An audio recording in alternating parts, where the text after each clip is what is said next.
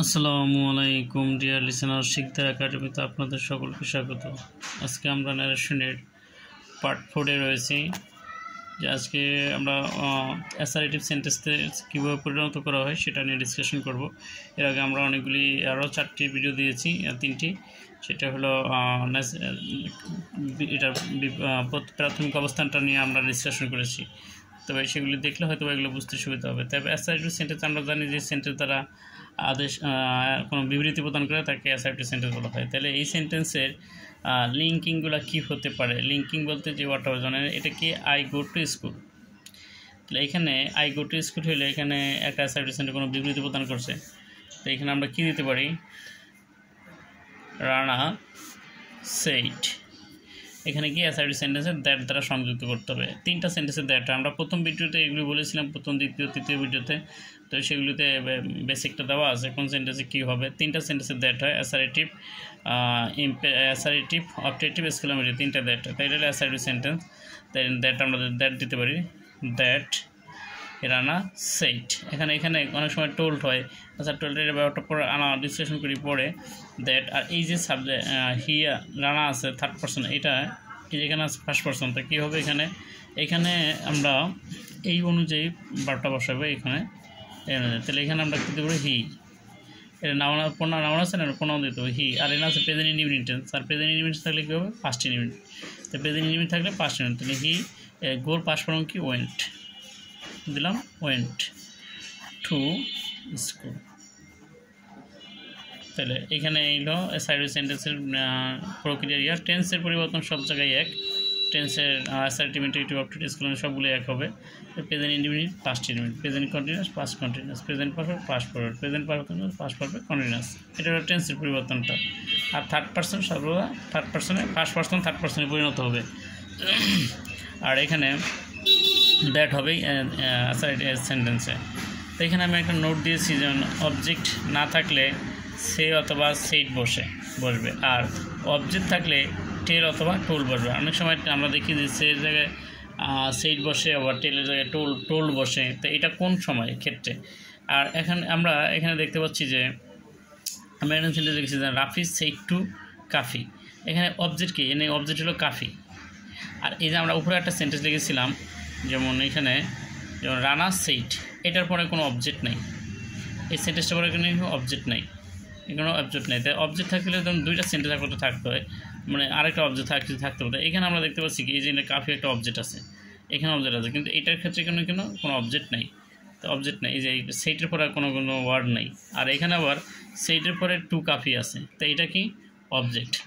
এটা হলো অবজেক্ট। তাহলে অবজেক্ট থাকলে সেই ক্ষেত্রে হবে মানে ইয়ার জায়গায়, সেইটের জায়গায় টোল্ড হবে। কি? যে অবজেক্ট থাকলে টোল্ড হবে, আর অবজেক্ট না থাকলে টেল হবে। অবজেক্ট না থাকলে, অবজেক্ট যদি এখানে অবজেক্ট নেই তাকে যেন এখানে সেইটই হয়েছে, সেইটই হয়েছে, অবজেক্ট নেই, এখানে কোনো অবজেক্ট নেই। এখানে এটা এই সেটের পরে কোনো অবজেক্ট নেই, আবার এখানে সেটের পরে অবজেক্ট আছে। তাহলে আমরা এখানে কী লিখতে পারি? রাফি টোল্ড। টিকি told, TOLD, told. Rafi told to Kafi, Rafi told to Kafi. তাহলে আমরা এখানে কী দিতে পারি? যে ক্ষেত্রে আমরা দেখব যে ইয়া আছে দ্যাট, আর ইয়াটা সেমভাবে হবে কাফি দ্যাট। আর কি? এটা অ্যাসারেটিভ সেন্টেন্স, যার কারণে আমরা দ্যাট দ্বারা সংযুক্ত করব। তো দ্বারা সংযুক্ত করলাম। আর এখানে এই যেহেতু এটাও এই থার্ড পারসন, এখানে কি হি হবে। থার্ড পারসন কি সবসময় হি দ্বারা পরিণত হয়। আর এটা আছে কোন টেন্সে? Past indefinite. কী দিয়ে দেখতে হবে? এই যে ভার্ব দেখে, এই ভার্ব দেখে আমাদের দেখতে হবে যে এটা কোন টেন্সে আছে। তাহলে এখানে কী করতে হবে? তাহলে এটা পাস্ট ইনডিফিনিট থাকলে কী হয়? Past perfect tense. Past indefinite থাকলে পাস্ট পারফেক্ট টেন্স। তাহলে কিন্তু পাস্ট পারফেক্ট টেন্স গঠন মানে কি? হ্যাট এবং বা মূল অর্থের B3। হ্যাট এটা গোর ওয়েন্টের B3 কি? Gone to college yesterday. Yes. আর ওই ইয়েস্টারডে থাকলে আবার কী হবে? এটা একটা আছে, ইয়েস্টারডে থাকলে কি? দ্য প্রিভিয়াস ডে অথবা দ্য ফলোয়িং ডে। দেওয়া যায় ফলোয়িং, FOLLOWING, ফলোয়িং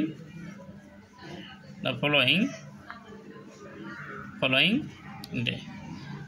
এই বিষয়গুলো কি পরিবর্তনশীল। তাহলে এখানে রাফি এনে এইটার পরে একটা সাবজেক্ট অবজেক্ট আছে, এই অবজেক্ট থাকার কারণে আমরা কি সেইটার আগে কী বলছি, টোল বসাইছি। Told Rafi told to Kafi, এনে আবার টুটা হবে না, Rafi told Kafi that he had gone to college following day অথবা দ্যাট ডে। এখানে যে হচ্ছে আপনাদের এখানে অবজেক্ট আছে বলতে কি, এটা একটা অবজেক্ট, হ্যাঁ, আর এখানে কোনো অবজেক্ট নেই, অবজেক্ট কি নেই। যার কারণে আমরা কী করলাম, যে এখানে অবজেক্ট না থাকার কারণে সেটই লিখলাম। আর অবজেক্ট যদি থাকে তাহলে সেক্ষেত্রে কী টোল দিতে হবে, আর টু বাদ যাবে। তার বাকি অংশ তো আগের টেন্সের সকল পরিবর্তন একই নিয়ম, সকল টেন্সের পরিবর্তন কি একই নিয়মে হবে। সকল ক্ষেত্রে সেন্টেন্সের পরিবর্তন হলে টেন্সের পরিবর্তন কিন্তু একই হবে সকল সেন্টেন্সে। তো আমরা আরও কয়েকটা উদাহরণ দিয়ে দেখি, যেমন এখানে Liza said to lily, Liza আমরা লিজা, তাই নাকি আবার কি এনে একটা অবজেক্ট আছে, যদি অবজেক্ট থাকে তাহলে আমরা কী দিব, টোল্ড দিব। অবজেক্ট থাকলে কী দিব, টোল্ড। লিজা টোল্ড লিলি, আমরা লিজা টোল্ড লিলি। তাহলে আমরা এখানে এই যে অবজেক্ট থাকলে কী দিব, টোল্ড দিতে হবে। অবজেক্ট না থাকলে কী দিতে হবে, সেট দিতে হবে। আমি আবারও বলছি, দ্য মোস্ট ইম্পর্টেন্ট টপিকস, যে যদি অবজেক্ট থাকে তাহলে টোল্ড হবে, আর অবজেক্ট যদি না থাকে সেক্ষেত্রে সেইট হবে। তাই অবজেক্ট কীভাবে বোঝা যাবে, আছে সেইটের পরে কোনো ওয়ার্ড থাকলে সেটা বুঝতে হবে অবজেক্ট আছে, আর সেইটের পরে যদি কোনো কিছু না থাকে তাহলে বুঝতে হবে অবজেক্ট নাই। যেখানে এখানে আমরা দেখতে পাচ্ছি সেইটের পরে টু লিলি আছে একটা অবজেক্ট, আর এই সেইটের পরে যদি কিছু না থাকে তাহলে বুঝতে হবে অবজেক্ট নাই, তাহলে কি সেইটই থাকবে। তাই Liza told Lily man is mortal, সে বললো যে মানুষ মরণশীল। এখানেও কি এটা একটা অ্যাসার্টিভ সেন্টেন্স কি কোনো কিছু বিবৃতি প্রদান করলে তাকে অ্যাসার্টিভ সেন্টেন্স বলা যায়। তাহলে এইখানে আমরা কী দিতে পারি, অ্যাসার্টিভ সেন্টেন্স দ্যাট দ্বারা সংযুক্ত, দ্যাট। আর যদি সেন্টেন্সটি যদি চিরন্তন সত্যকতা এবং অভ্যাসগত কর্ম বোঝায় সেক্ষেত্রে টেন্সের কোনো পরিবর্তন হয় না, কোনো পরিবর্তন হয় না। আমি আবারও বলছি, যদি চিরন্তন সত্যকতা এবং অভ্যাসগত কর্ম বোঝায় সেক্ষেত্রে টেন্সের কোনো পরিবর্তন হয় না। যেমন ম্যান ইজ মর্টাল, এটা চিরন্তন সত্যকতা। আবার অভ্যাসগত কর্ম কি, যেমন my father it's bread at every night, আমার বাবা প্রতি রাতে রুটি খায়। যদি অভ্যাসগত কর্ম বোঝায় সেক্ষেত্রে কিন্তু টেন্সের পরিবর্তন হবে না, এটাও একটা চিরন্তন সত্যকতা, এটার কোনো টেন্সের পরিবর্তন হবে না। That Liza he man is mortal, that man is mortal,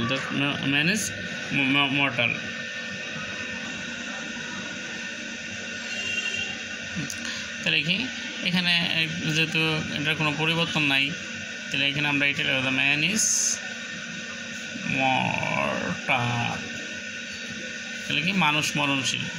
তাহলে এখানে আমরা দেখতে পেলাম যে যদি অভ্যাসগত কর্ম বোঝায় সেক্ষেত্রে কি আর কোনো টেন্সের পরিবর্তন, যেমন আমান সেইট, আই অ্যাম রিডিং নাও। এখন এখানে একটা বিষয় আছে যে আমান সেইট, আমরা দেখতে পাচ্ছি যে সেইটের পরে কোনো কিছু নাই। আবার এখানে দেখতে পাচ্ছি সেইটের পরে যে এই যে টু লিলি আছে, হ্যাঁ, এই যে টু লিলি, তো সেইটের পরে এখানে টু লিলি আছে। আবার এখানে সেইটের পরে কোনো ওয়ার্ড শব্দ নাই, তাহলে আমরা কী দিতে হবে, সেটা শব্দ নাই। তাহলে এখানে যেহেতু মানে অবজেক্ট নাই, তো অবজেক্ট না থাকার কারণে আমরা কী করব, অবজেক্ট না থাকলে দেখি যা আমান সেইটই থাকবে। আর কি আমরা কি এটাও কি একটা অ্যাসার্টিভ সেন্টেন্স, দ্যাট দ্বারা সংযুক্ত করতে হবে, দ্যাট। আর এখানে কি আমান হি, তাহলে হি দিব আমরা এখানে হি,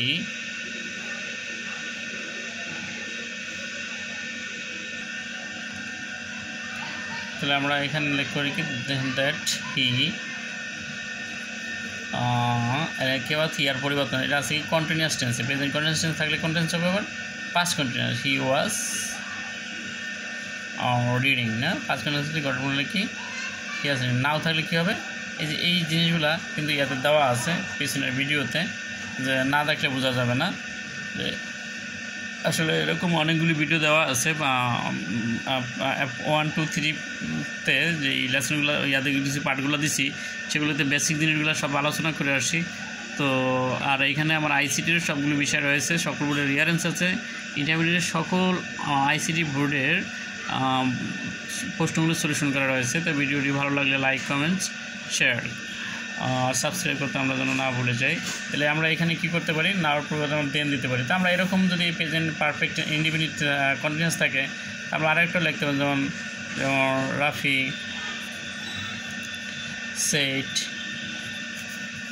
said I have done the work, এটা লেখা যেতে পারে। তো এটা হলো কি ইনভার্টেড কমা, আর এটা হলো কি এই কমাটাকে ইনভার্টেড কমা, আর এই অংশটা রিপোর্টেড ভার্ব, আর এটা হলো কি রিপোর্টিং স্পিচ। এগুলি প্রথম ভিডিওতে আলোচনা করা রয়েছে। তো এখানে আমি এটা করি যে প্রেজেন্ট পারফেক্ট, এটা আছে কোন tense, present perfect tense. Present perfect tense করলে কী করতে হয়, রাফি সেট, আর অ্যাসার্টিভ যেতে আছে তাহলে কি ডেট দিতে হবে, আর ফার্স্ট টেন্স এটা আছে নাউনে আছে তাহলে প্রোনাউন করতে হবে, হি দিতে হবে, আর পাস্ট পারফেক্ট টেন্স হবে। এখানে পাস্ট পারফেক্ট টেন্স আমরা কী দিতে পারি তাহলে, তো পাস্ট পারফেক্ট টেন্স গঠন হলে কি হ্যাট, আর হলে কি মূল ভার্ব V3, তো মূল ভার্ব V3 করা আছে, ডান দ্য ওয়ার্ক। তো এই হলো, তো এরকম অনেক সেন্টেন্স আছে আর আমরা করতে পারি। যেমন আরেকটা যদি দিই, যেমন কাফি বা রাফি দিলাম, নাম যে কোনো হইতে পারে, রাফি সেড টু কাফি